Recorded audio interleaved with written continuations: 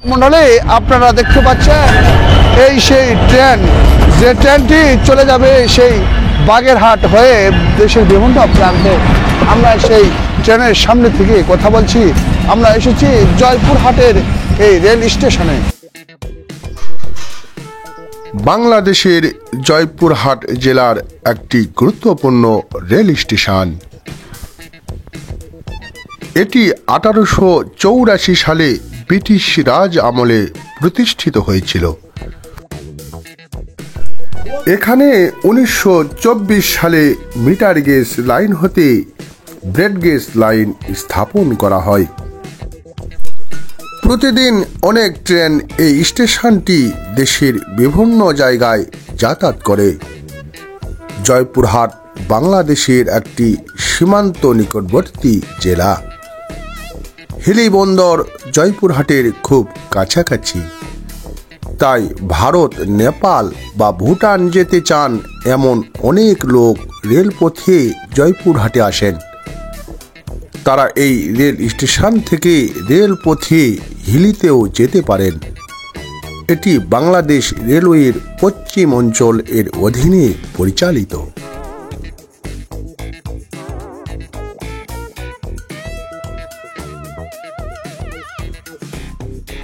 ট্রেনের জন্য দাঁড়িয়ে রয়েছেন যাত্রীরা।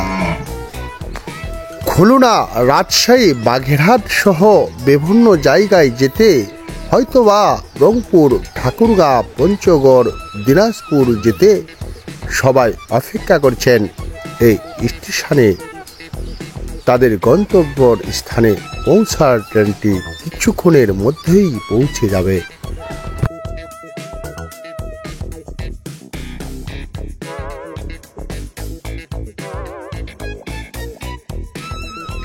এটি জয়পুরহাট শহরের জিরো পয়েন্টে অবস্থিত। জয়পুরহাট রেল স্টেশন বাংলাদেশের উত্তরাঞ্চলের একটি অত্যন্ত গুরুত্বপূর্ণ স্টেশন। দুটি বৃহত্তম রেল জংশন সান্তাহার এবং পার্বতীপুর এর স্টেশনটির খুব কাছে।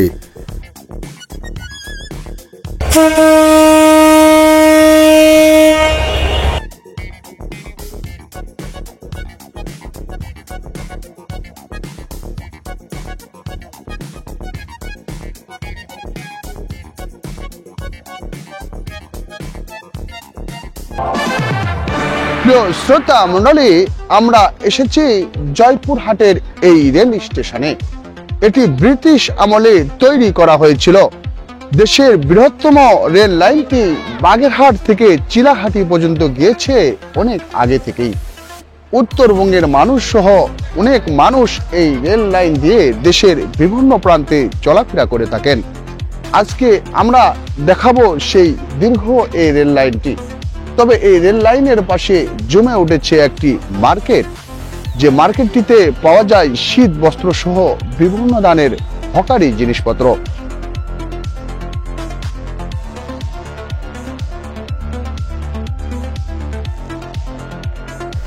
প্রতিটি স্টেশনের সামনেই এই হকার্স মার্কেটগুলো গড়ে ওঠে।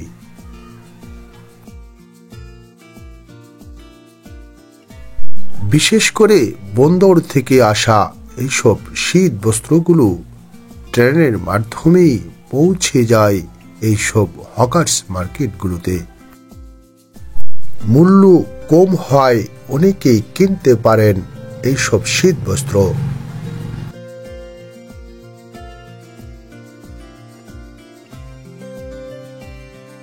সন্ধ্যা ঘনিয়ে এসেছে। আমরা এসেছি জয়পুরহাট কেন্দ্রীয় মাঠ। রাস্তাটিতে দুপাশে হকার্স মার্কেট। কেন্দ্রীয় মসজিদের সামনের রোডটি জেলার শহরের একটি গুরুত্বপূর্ণ রোড।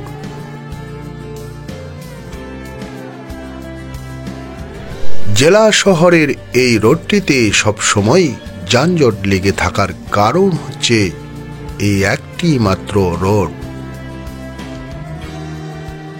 যার বিকল্প কোনো বাইপাস নেই।